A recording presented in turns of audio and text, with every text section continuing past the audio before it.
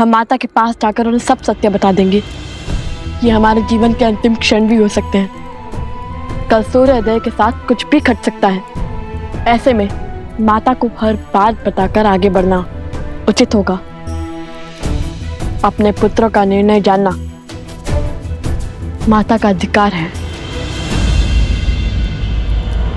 हाँ भैया, हम माता को अपना निर्णय ही नहीं, अपने मन की हर मंशा के बारे में बताना चाहिए। हम क्या कर रहे हैं, क्यों कर रहे हैं, हमारा उद्देश्य क्या है, उन्हें सब पता चलना चाहिए।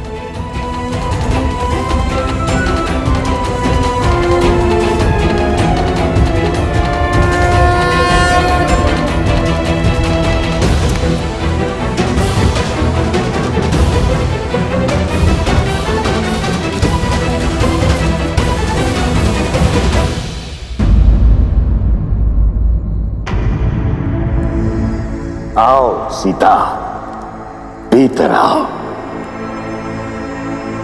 वनदेवी, मुझे परिचय की क्या आवश्यकता है? पुराना शत्रु हूं तुम्हारा। ये स्वर, ये कंपन,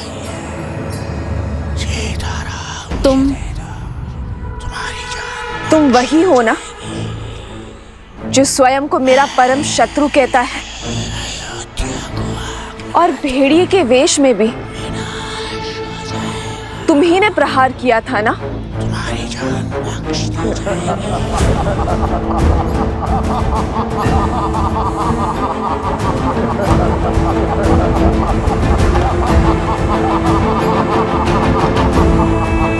अद्भुत सौंदर्य के साथ साथ चतुर भी हो। वो संदेह, वो प्रश्न जो तुम्हें यहां खींच के लाया है, उनके उत्तर पाने का समय आ गया है। आओ, पग आगे बढ़ाओ, आश्रम के भीतर आओ सीता।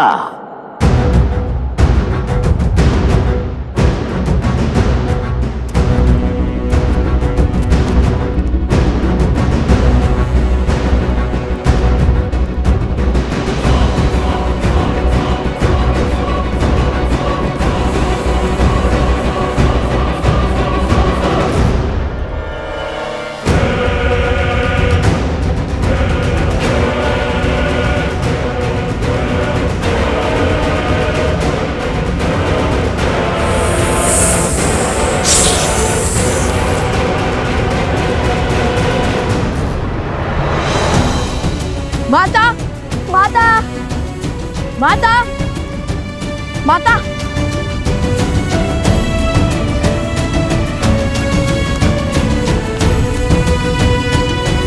माता, माता, माता गई कहाँ?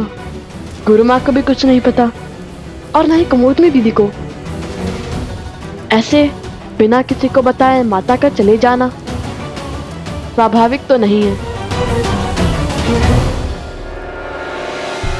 माता, आप वहाँ हैं क्या? भैया, आप माता को वहाँ देखिए, मैं यहाँ देखता हूँ।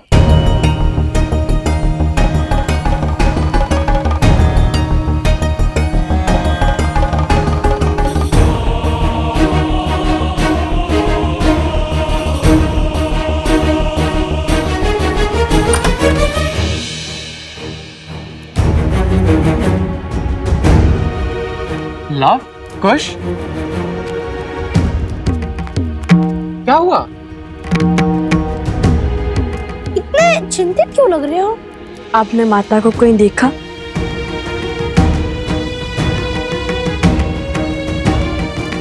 वनदेवी का तो संदेह से कुछ पता ही नहीं है। आश्रम से बाहर निकली थी, भैया ने देखा था, तब से लौटी ही नहीं। क्या? माता संध्या से ही नहीं लौटी?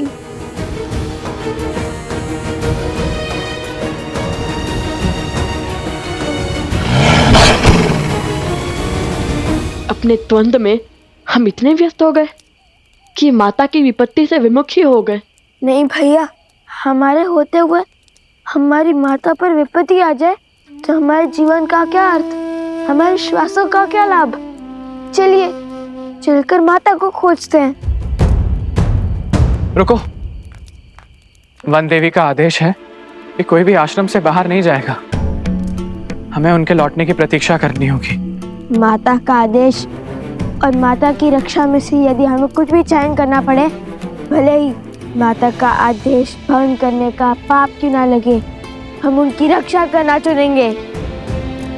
माता के प्राण संकट में हैं और आप उनके पुत्र से प्रतीक्षा की परीक्षा ले रहे हैं। बताइए, कब तक करेंगे प्रतीक्षा? किसी अनिष्ट की सूचना आने तक या माता को खो देने तक? नहीं, लव कुश कायर नहीं। हम जा रहे हैं अपनी माता को खोजने।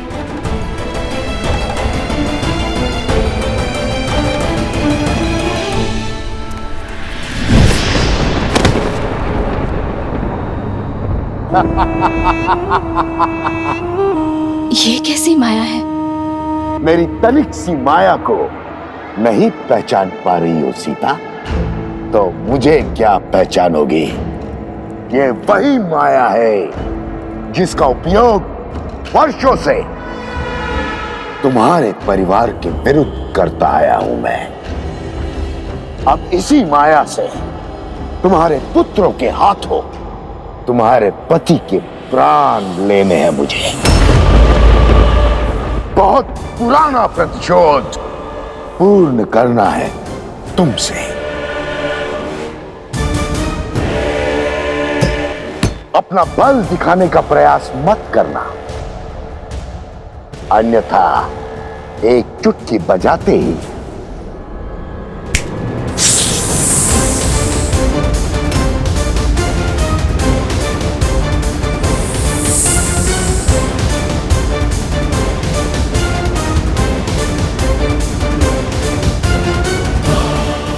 नहीं, ब्राह्मण हत्या महापाप है।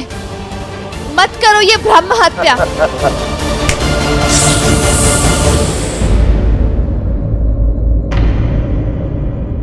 अभी भी मुझे पाप पुण्य का भेद समझा रही हो? ज्ञान देते देते दाव खेल जाना आता है तुम्हें, परंतु आज यदि तुमने कोई भी खेल खेला, कोई भी दुस्साहस दिखाने का प्रयास किया, तो जिस रघुकुल ने सदा साधु संतों की रक्षा की है, उसी रघुकुल की पुत्र वधू इन साधुओं की मृत्यु का कारण बनेगी।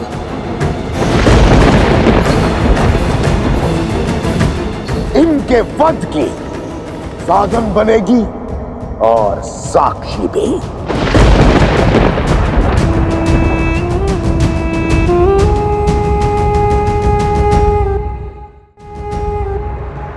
क्या चाहते हो तुम?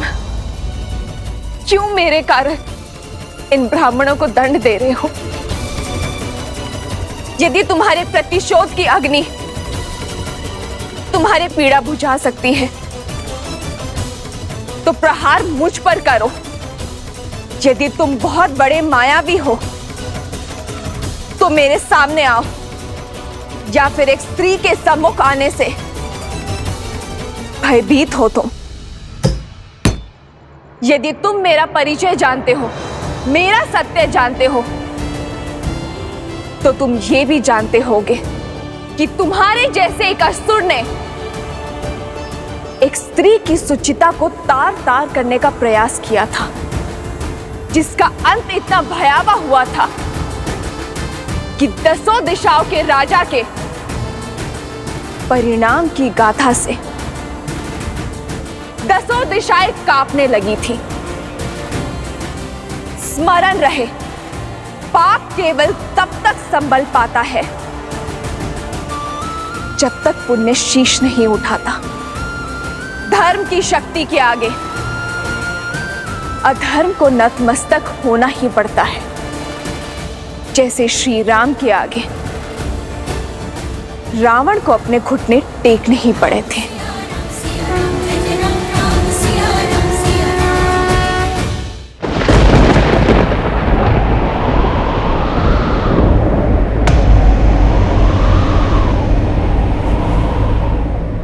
दशानंद रावण था, किंतु मैं सहस्त्रमुख रावण हूं, सहस्त्रमुख रावण।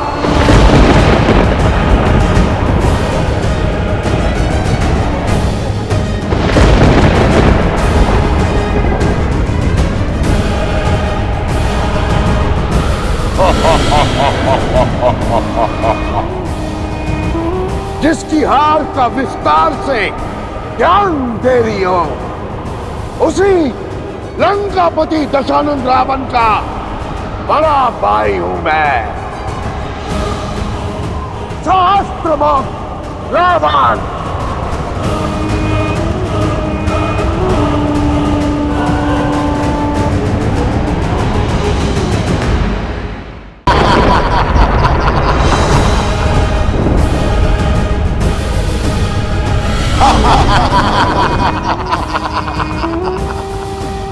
जिसकी हार का विस्तार से ज्ञान दे रही हो, उसी लंकापति दशानंद रावण का बड़ा भाई हूं मैं, सहस्त्रमुख रावण। रावण की हार बल नहीं, छल थी। यदि विभीषण ने विश्वासघात न किया होता तो तुम्हारा पति राम रावण के सामने टिक नहीं पाता। रावण को छलकर धर्म नहीं अधर्म किया है तुम्हारे पति राम ने, किंतु मुझे ब्रह्मदेव का आशीर्वाद प्राप्त है। देखते हैं तुम मेरी काट कैसे खोज पाती हो सीता।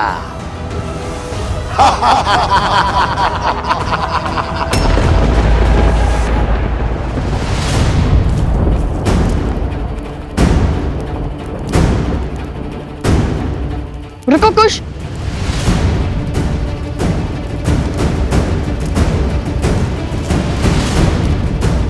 ये तो माता का वल्ली है ना? अरे हाँ, ये तो माता का है। लगता है माता अवश्य ही किसी संकट में है। मैं इस ओर जाता हूँ। और मैं इस माँ को छानता हूँ। अब राम की सीता का अंत रामायण की इस कथा को सदा सदा के लिए अपूर्ण रखेगा।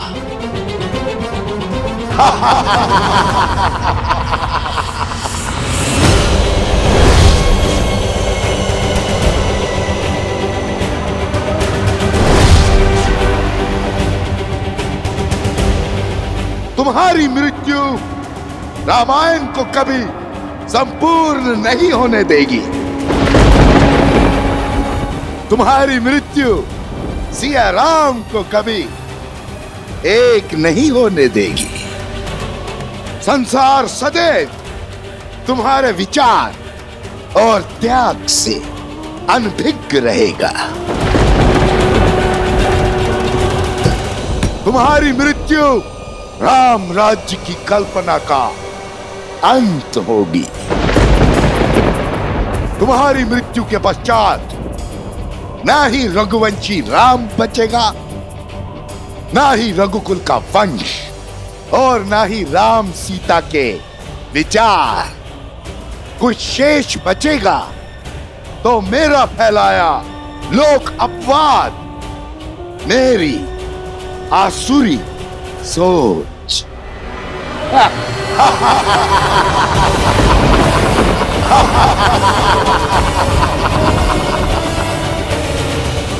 राम राज्य का अंत अटल है सीता, अटल है।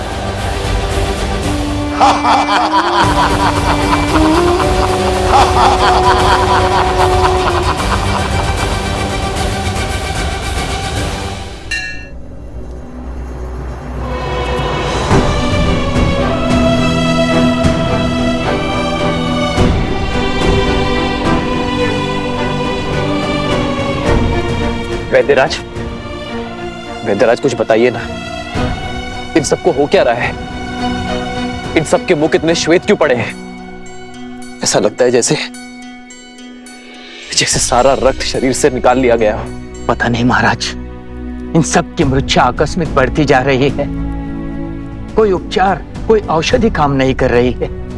समय हाथ से निकल रहा है महाराज।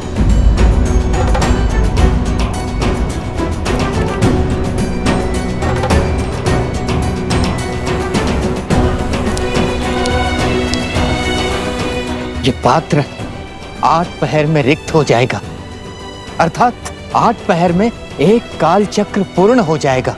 यदि उससे पहले इन्होंने आंख नहीं खोली तो ये सब सदा सदा के लिए मृत्यु को प्राप्त हो जाएंगे महाराज।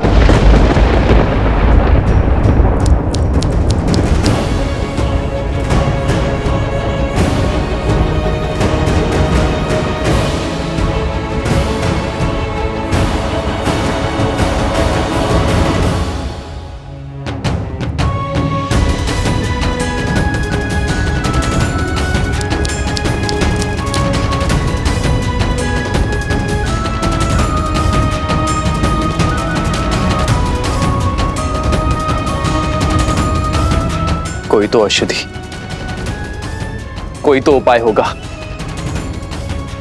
कोई तो काट होगी इस मूर्छा के दंश की। होगी महाराज, काट होगी, उपचार होगा, औषधि भी होगी, किंतु हमारे पास नहीं है। इस समय हमारे कुछ समझ नहीं आ रहा है महाराज। हमारी किसी प्रकार की उपचार पद्धति कार्य नहीं कर रही है महाराज। हम विवश हैं, हमें क्षमा कीजिए महाराज।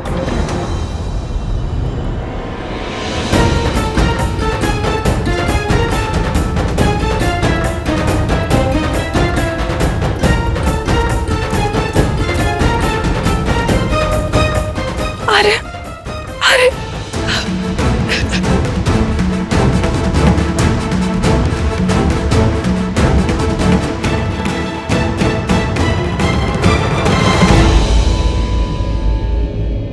क्षमा प्रार्थी है ये राम, जिनके होते हुए ये सब। क्षमा कैसी महाराज, ये तो हमारा सौभाग्य है कि हमारे पति अयोध्या और आपकी सेवा करते करते वीर गति को प्राप्त हो जाएंगे।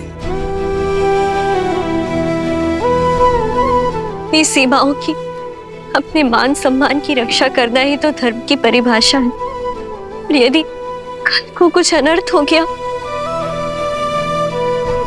तो कम से कम इस बात की संतुष्टि तो रहेगी कि अयोध्या के माथे कोई कलंक नहीं होगा।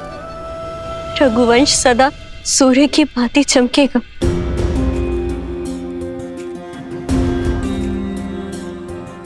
राम की नीति है, जो राम का हुआ राम उसका हुआ। यदि कल तक मैं अपने भाइयों और अपने मित्रों के प्राण नहीं बचा पाया तो मैं आपको वचन देता हूं कि कल मैं भी जीवित ही लौटूंगा।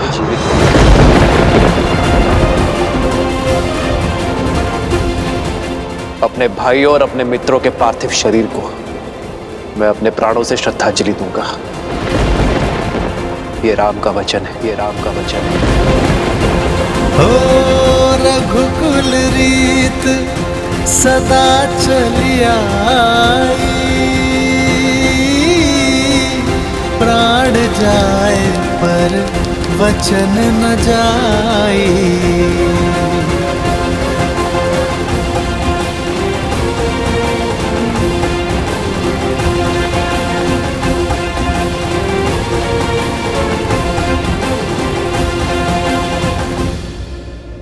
मुझे तुम्हारे साथ की शक्ति की आवश्यकता है सीते।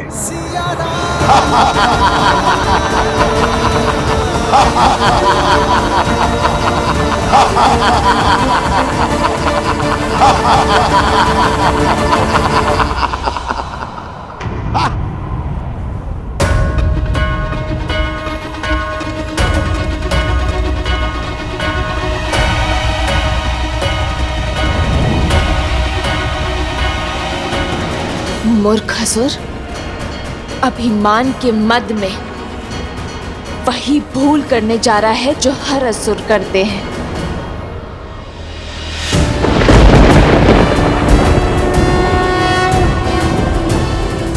अपने भाई की मृत्यु के बाद भी ये बात नहीं समझे तुम? अपनी शक्तियों के चलते तुम उस संतुलन को बिगाड़ने का कार्य कर रहे हो जो इस संसार का आधार है। अपनी शक्तियों में इतनी दृष्टिहीन हो गए हो तुम कि स्वयं को त्रिलोक के स्वामी समझ बैठे हो। तुमने इस सत्य को बताकर मेरे सामने आकर बहुत बड़ी भूल कर दी है सहस्त्रमुख। क्या चंचलाक्षी को भूल गए हो सहस्त्रमुख?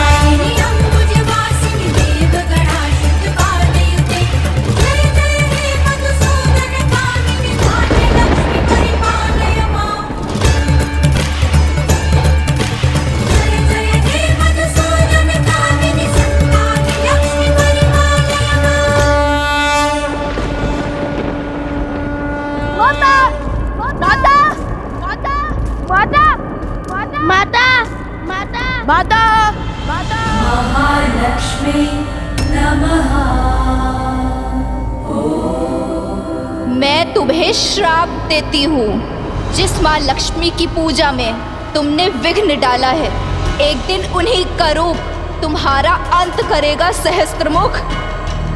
अधर्म का मार्ग छोड़ धर्म का पथ चुनने का समय आ चुका है सहस्त्रमुख रावण।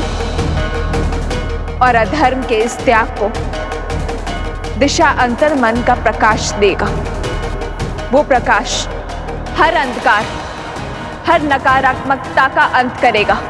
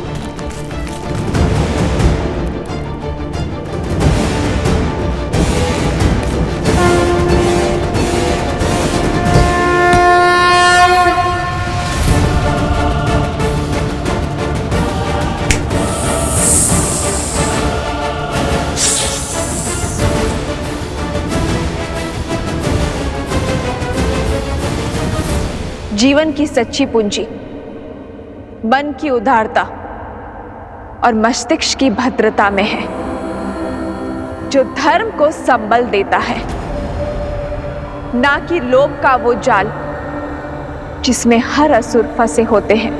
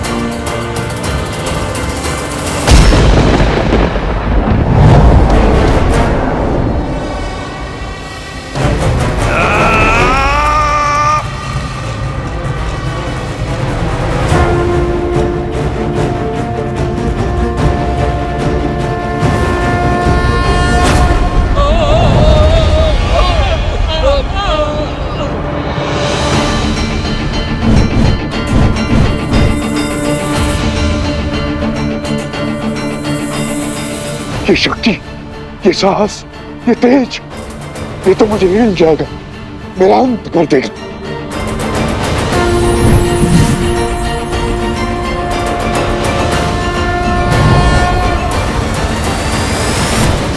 मैं चाहूं तो इसी क्षण तुम्हारे पापों का अंत कर सकती हूं,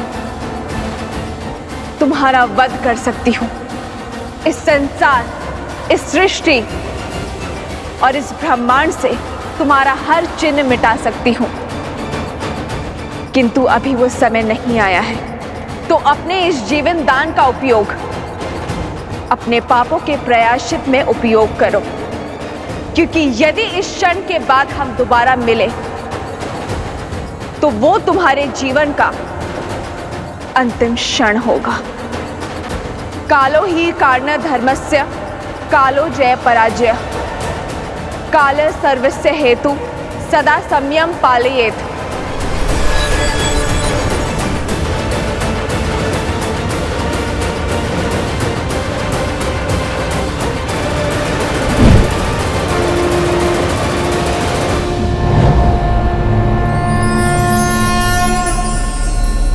सीता,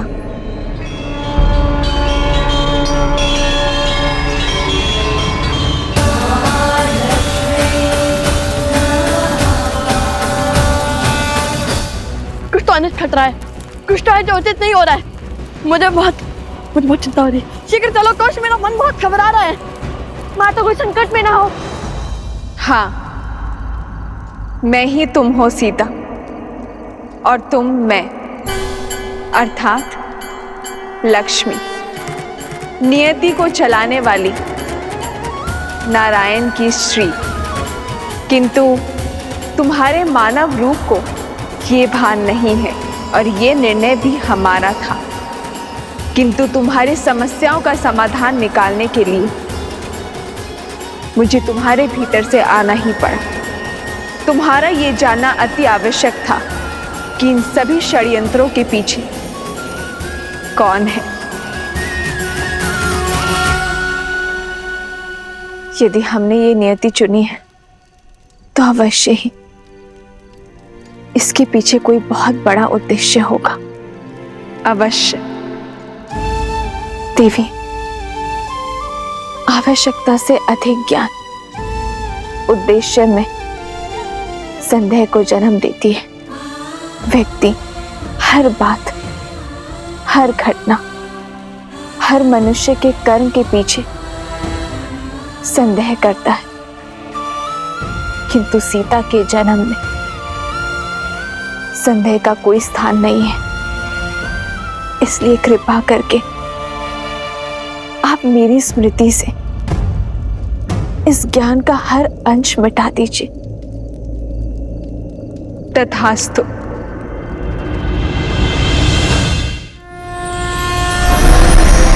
सिद्धलक्ष्मी परालक्ष्मी लक्ष्मी नमोस्तुते महालक्ष्मी नमः। माता, माता, माता, माता, माता, माता,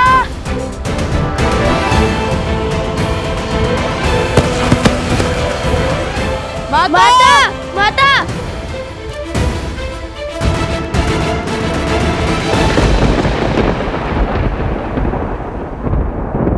माता, आंखें खोलिए माता, माता, आंखें खोलिए माता, माता।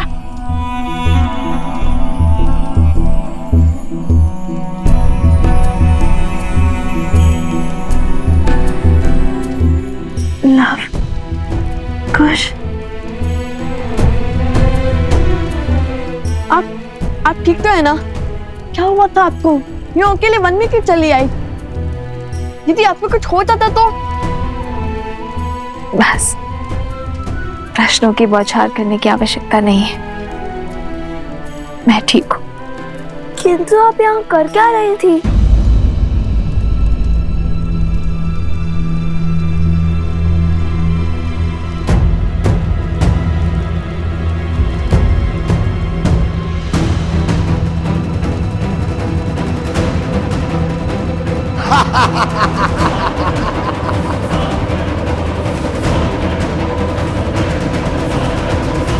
मैं यहाँ कैसे? कुछ समझ नहीं आ रहा। मैंने उन असुरों का सामना किया था और फिर सब धुंधलाने लगा और अंधकार में विलीन हो गया। माता, आप हमें आश्रम में रहने का निर्देश देकर के लिए वन में क्यों चली आई? जानती है कितनी चिंता हो रही थी हमें आपकी। आप सब चिंता छोड़ो और चलो यहाँ से।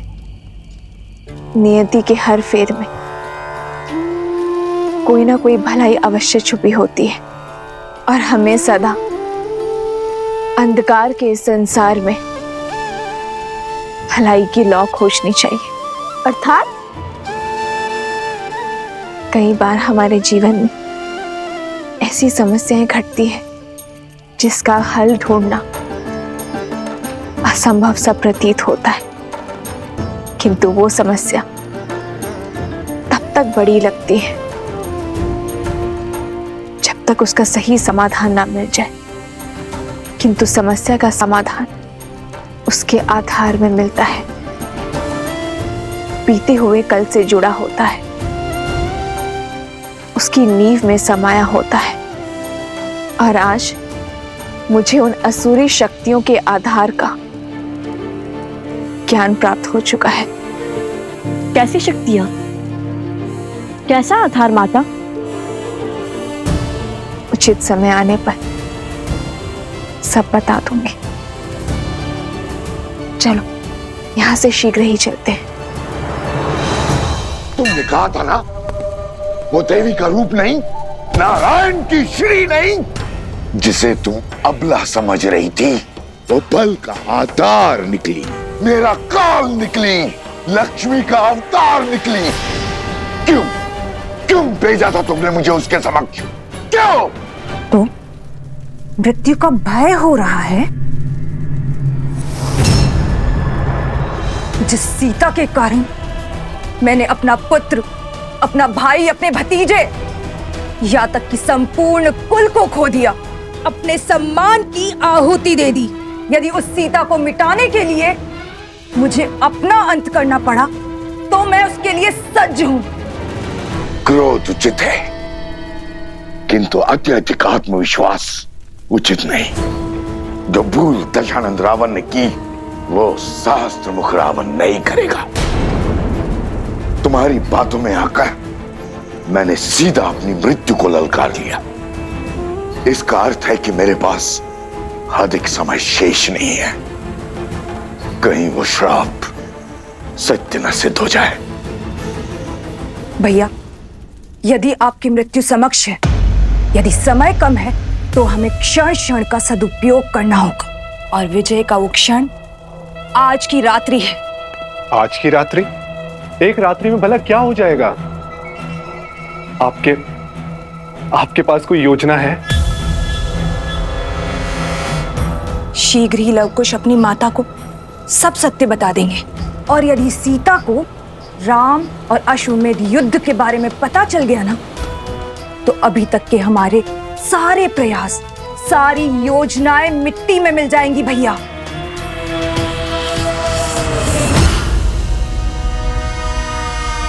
और सीता कभी राम और लवकुश का युद्ध होने ही नहीं देगी। और यदि राम को सब सत्य पता चल गया, तो वो इस द्वंद्व से पीछे हट और उन्हें अपनाने के लिए वो आगे बढ़ जाएगा।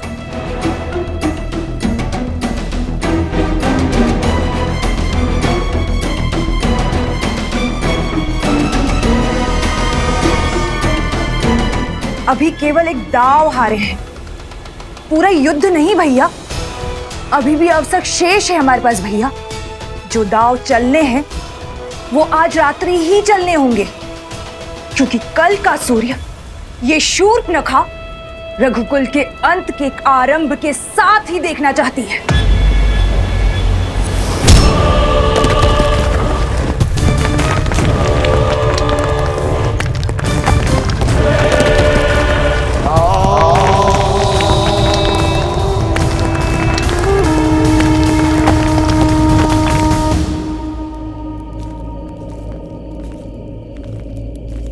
समझे कुछ? माता ने क्या कहा?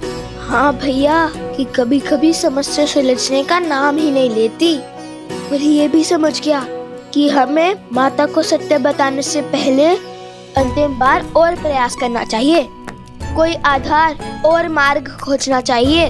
वो आधार जो समस्या के आज में नहीं, बीते हुए कल से जुड़ा हो। क्या बात है भैया, बड़े बुद्धिमान है आप, बिना बताए समझ गए।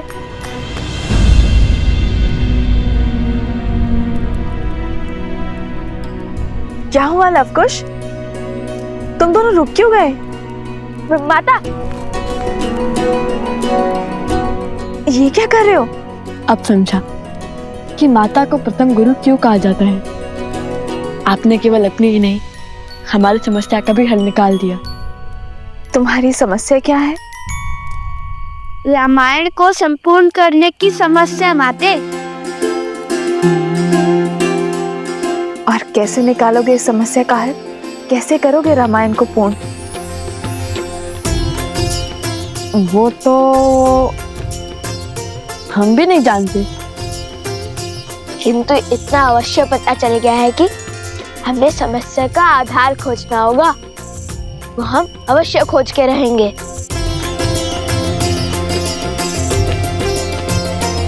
तुम दोनों मुझसे कुछ छुपा तो नहीं रहे हो ना?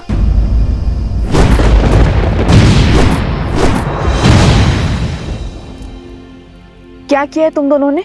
आपको हमारी सौगंध है माता, जब तक हम रामायण संपूर्ण ना कर ले, आप हमसे इस संदर्भ में कोई भी प्रश्न नहीं करेंगी। किंतु परंतु कुछ नहीं माता, हमारा उद्देश्य रामायण की संपूर्ति है। और आप भी वही चाहती है ना कि भविष्य में कोई रामायण पर, श्री राम पर प्रश्न ना उठाए। तो बस हमें अपना कर्म करने दीजिए, कुछ मत पूछिए। विचित बड़ा है नियति का पारायण, राम के सुत चले करन पूरी रामायण।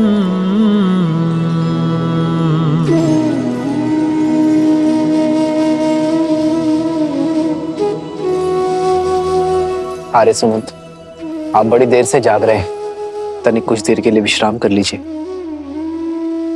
मैं यहाँ सूर्योदय की प्रतीक्षा कर रहा हूँ, इस असहनीय रात्रि के बीतने की बाट जो रहा हूँ, क्योंकि मेरा मन कहता है कि कुछ तो है जिसे हम समझ नहीं पा रहे हैं, जिसका संकेत प्रकृति की ये उथल पुथल दे रही है।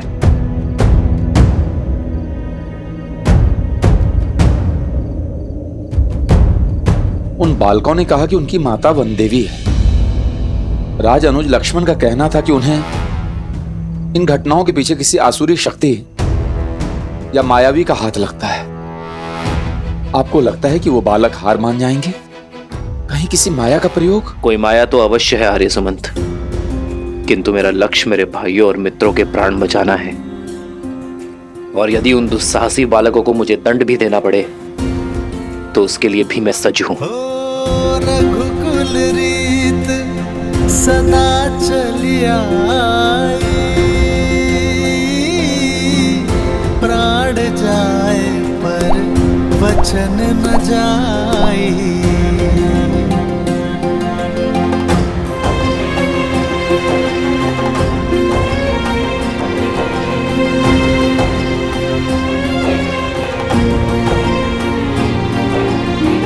यदि समस्या है तो समस्या का समाधान भी अवश्य होगा। यदि विष है तो उस विष की काट भी अवश्य होगी। और इसलिए उनके वर्तमान को नहीं, अतीत को खंगालना होगा।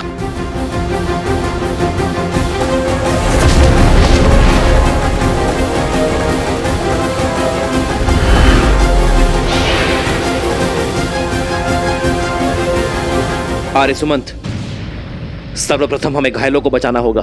जी महाराज। सावधान!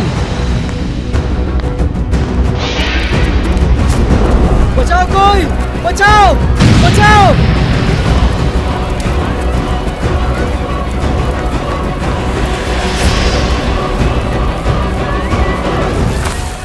सैनिकों शीघ्र करो। आप लोग शीघ्र बाहर जाइए। मित्र, आर्य सुमंत,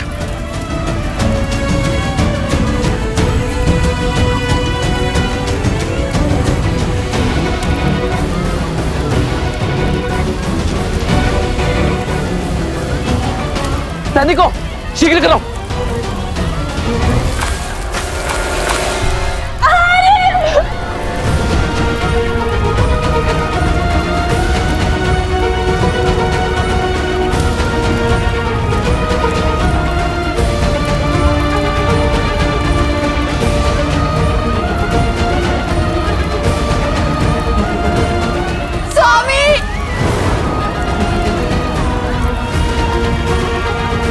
वैद्यराज,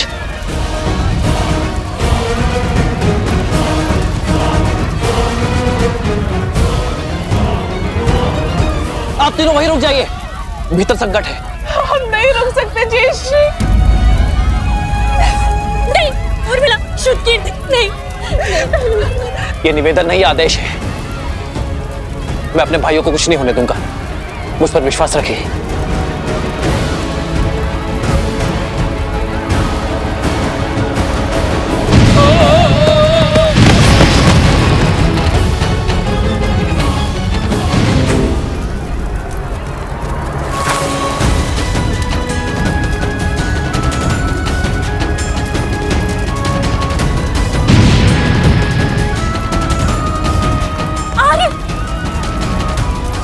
शीघ्र करो, इन्हें नदी के तट पे ले जाओ।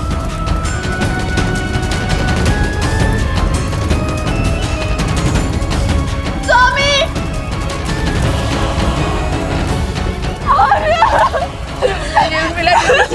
मत जाइए, रुक जाओ, मेरे पति है माँ।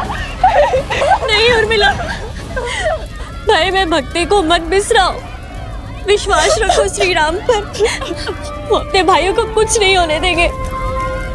लक्ष्मण, आर्य सुमंत, आप बाहर जाइए।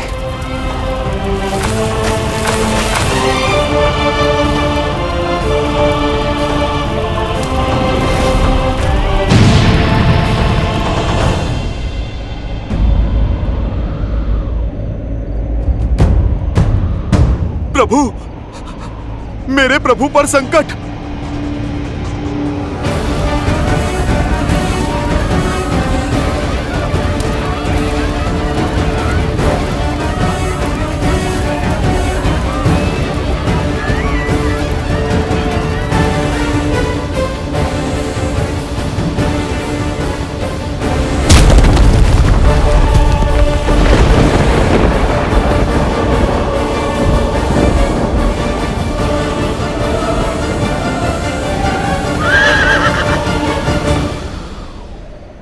मैंने समर्पण किया है अपनी इच्छा से। आप अपने सेवक पर विश्वास रखकर निश्चिंत होकर जाइए माता की रक्षा के लिए। इस अश्व की रक्षा मैं करूंगा। प्रभु, ये कैसा घोर संकट आन पड़ा है। इस घड़ी में मुझे आपके पास आपके साथ होना चाहिए था और मैं यहाँ आपके पुत्रों के वचन के पाश में बंधा हूँ।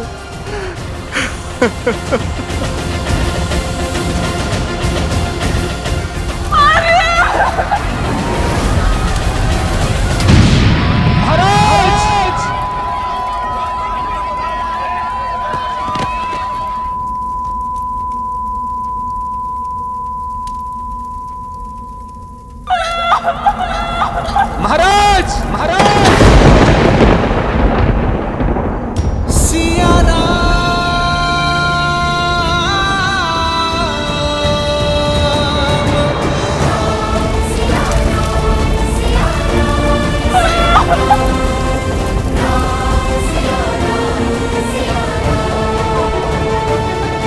क्या हुआ माता?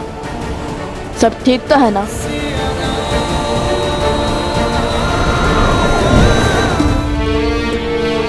ये रात्रि, ये पहर इतना विचित्र क्यों? आज प्रकृति का हृदय अशांत सा प्रतीत होता है। पुत्रों, तुम दोनों विश्राम करो, मैं अभी आई। ऐसा क्या आभास हुआ होगा माता को?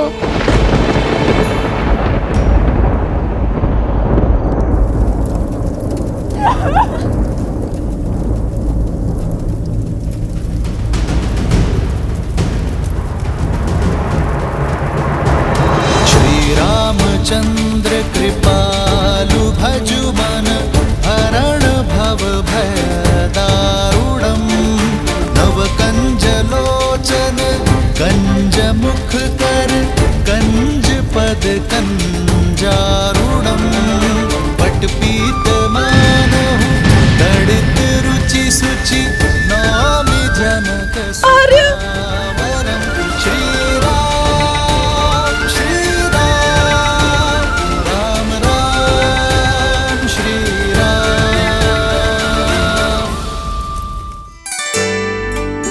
कुश, वहाँ उस मंदिर में चलते हैं। कदाचित माता मंदिर में होंगी। कहाँ जा रहे हो? माता को खोजने। अरे भला वन देवी को क्या संकट होगा? वो तो स्वयं में सी क्या शिक्षित और प्रशिक्षित है, अपने आप आ जाएंगी। किंतु तुम्हारा विचार क्या है? कल क्या करोगे प्रातः काल? कुछ भी हो जाए, बस कल धनुष मत लेकर जाना श्री राम के समक्ष, समझे? कोई नई समस्या मत खड़ी कर देना। हम नई समस्या खड़ी करने नहीं, पुरानी समस्या का समाधान खोजेंगे। और अस्त्र त्यागना समाधान नहीं है। श्री राम से हार कर भी नहीं समझे कि उनसे कोई नहीं जीत सकता। ऐसा क्या समाधान खोज लोगे तुम? देवी सीता। हाँ, वही तो है श्री राम से जुड़ी हर समस्या का समाधान। उनके अतीत से जुड़ी एक कड़ी। और जैसा कि माता ने कहा है, हमें एक अंतिम प्रयास करना होगा देवी सीता को खोजने का।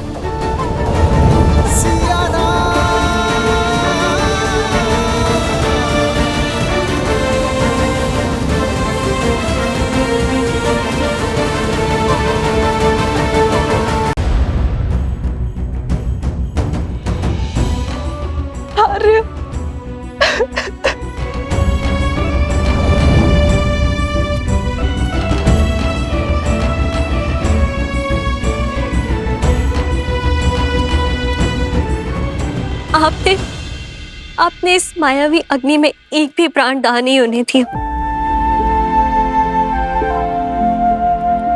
आपने अपने प्राणों की चिंता किए बिना ही अपना धर्म निभाया है। आपका आभार महाराज।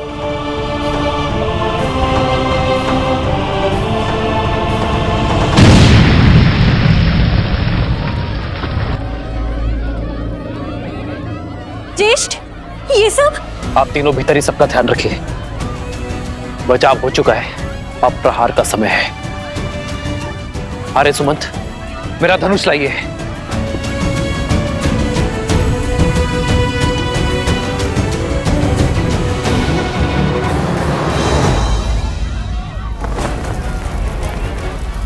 शीघ्र करो, जल्दी चल लो।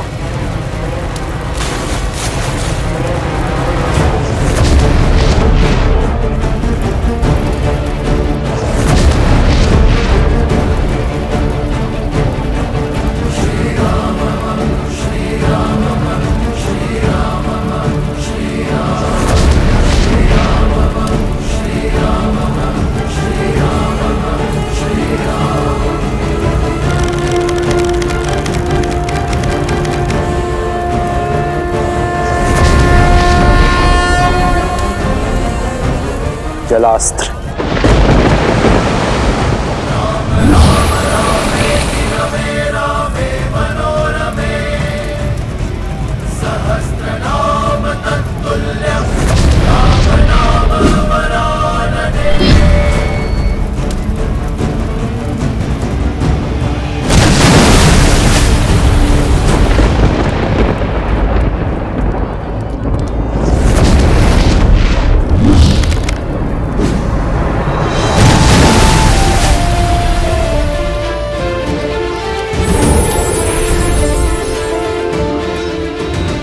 जय श्री राम, जय श्री राम, जय श्री राम, जय श्री राम, जय श्री राम।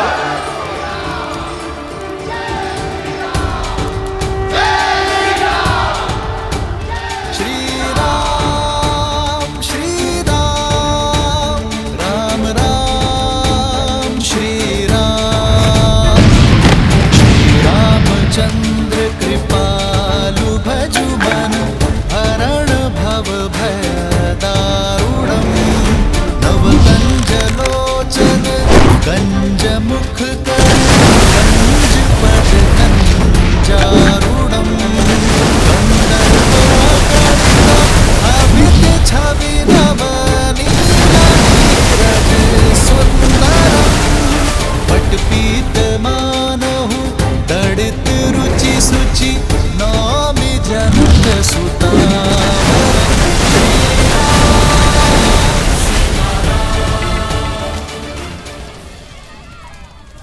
यदि शीघ्र अतिशीघ्र कुछ नहीं किया गया तो कहीं वो सीता उस राम के पास ना पहुंच जाए।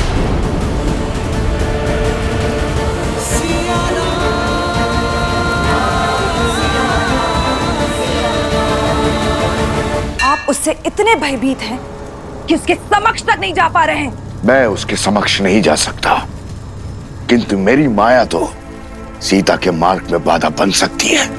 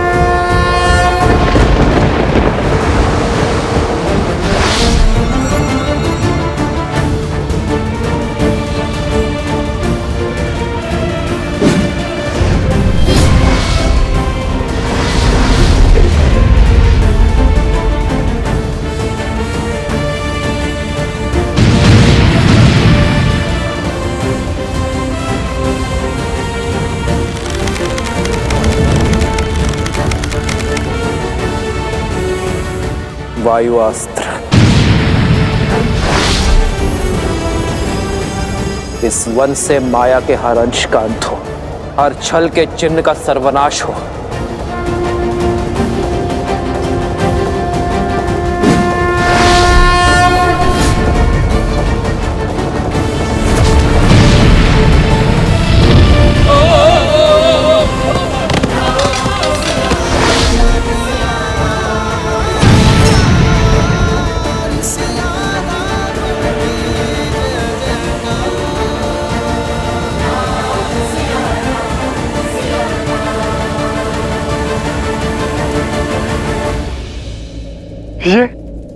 ये कैसे हुआ?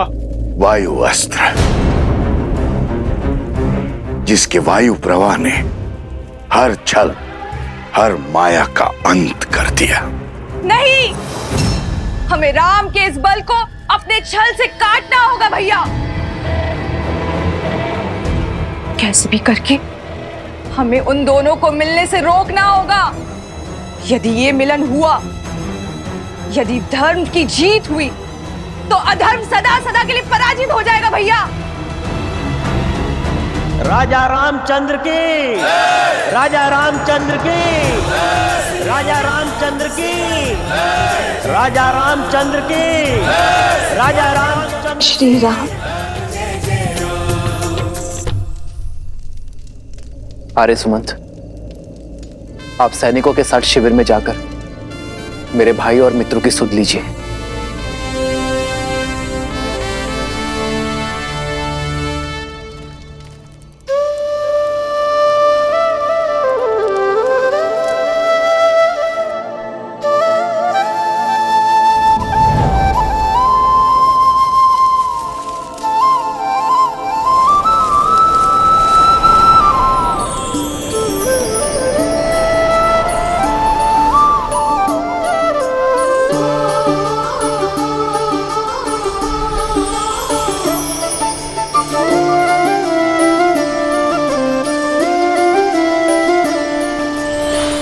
जन्म जन्म का है ये संगम, राम रतन सीते वैभव धन।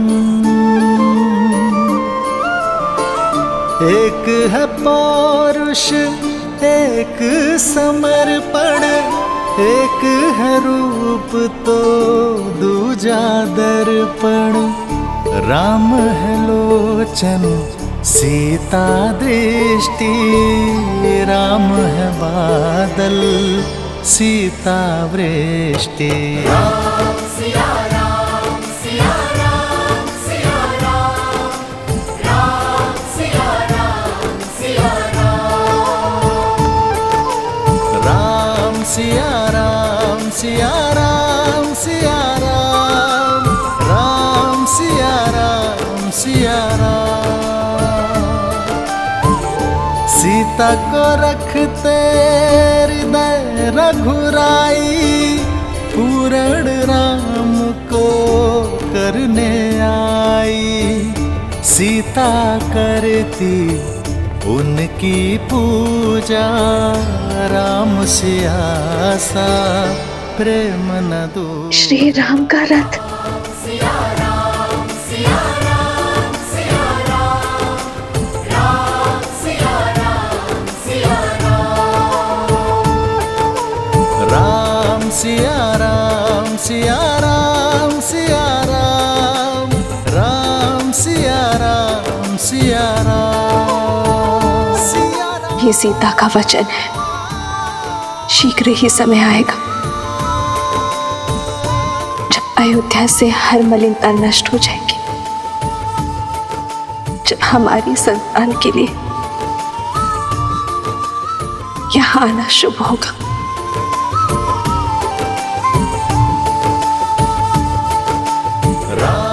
सीते, राम सिया राम सिया राम, राम सिया राम सिया राम।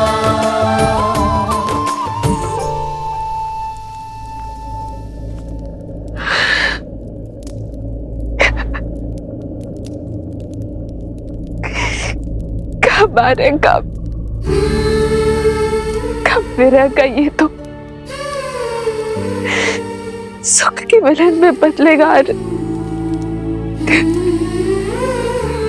कब मैं आपसे पुनः मिलूंगी। सिया राम सिया राम सिया राम। इतने समीप होकर भी कितने दूर है हमारे, कितने विवश है हम। सिया राम सिया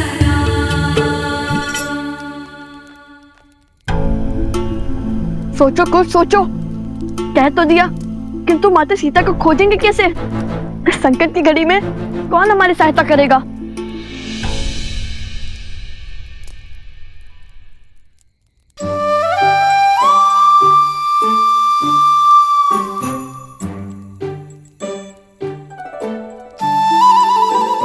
अरे कुछ सोचने के लिए कहा था, ठूसने के लिए नहीं।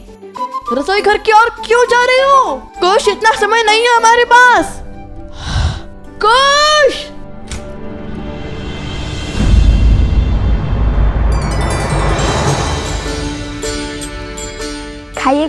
हनुमान जी, सब चिंता छोड़कर खाइए। चिंता? चिंता कैसी? हमारी चिंता वो क्या है ना, हमने अपनी समस्या का समाधान खोज दिया है। अब क्षण है अंतिम प्रयास का। और वो क्या है? माता सीता की खोज। माता सीता की खोज? बस इस बड़े से कार्य में छोटी सी सहायता चाहते हैं हम। आप तो सर्वज्ञानी हैं, संसार का कोई भेद आपसे छुपा नहीं, तो माता का पता भी जानते होंगे ना।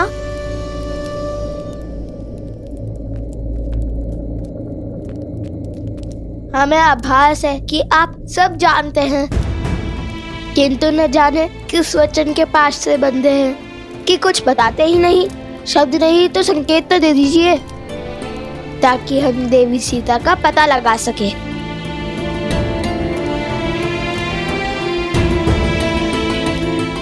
कार्य प्रभु श्री राम का हो या माता सीता का, ये सेवक उसे अवश्य पूर्ण करेगा।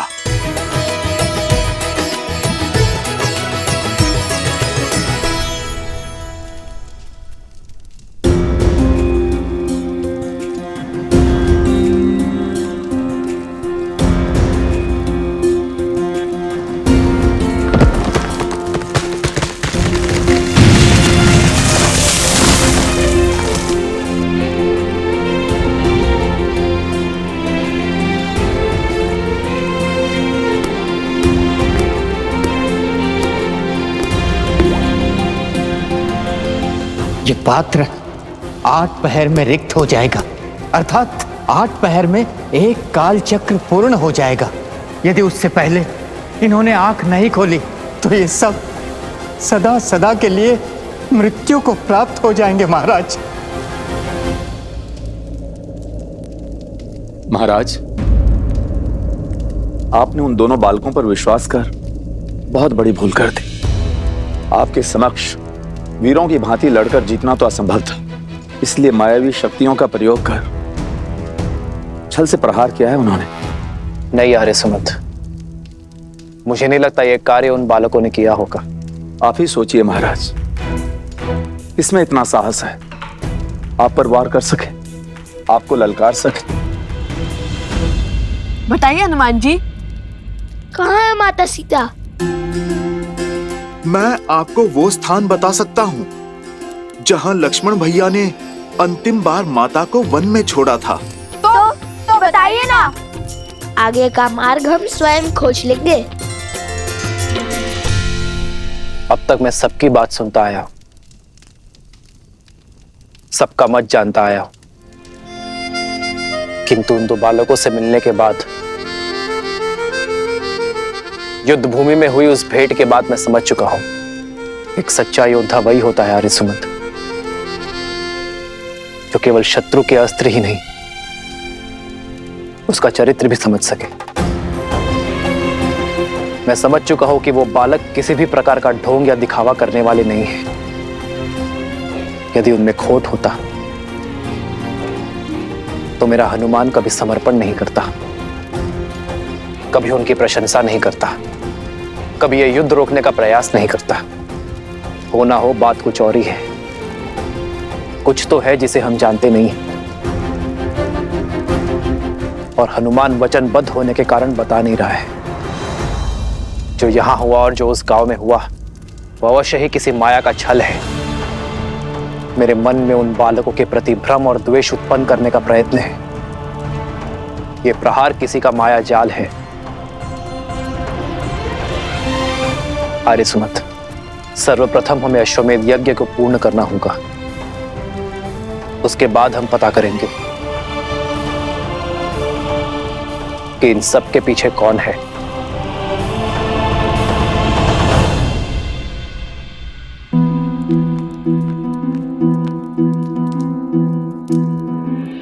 ये तो वो स्थान है भैया, जहाँ लक्ष्मण जी ने माता सीता को छोड़ा था।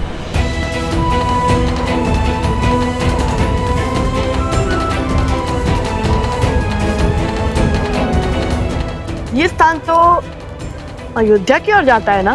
तो वहाँ तो माता सीता नहीं गई होंगी।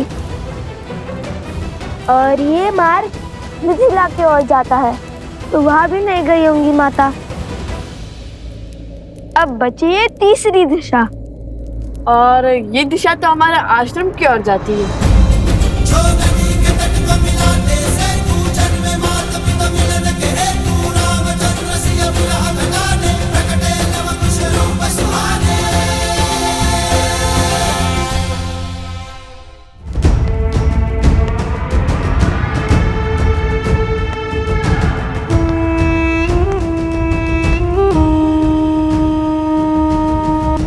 आज ये सिद्ध हो गया कि मेरे सारे भाई उस राम के आगे निर्बल है, असहाय है, शक्तिहीन है। जो चले गए उनके प्रयास भी विफल हुए ही, परंतु जो जीवित हैं वो भी जीवन भर विवश ही रहेंगे। आप भयभीत हैं मृत्यु से, और इसलिए उनके समक्ष आप कभी नहीं जी सकते हैं। इसलिए तो न आपकी माया काम कर रही है और न ही आपकी शक्तियां।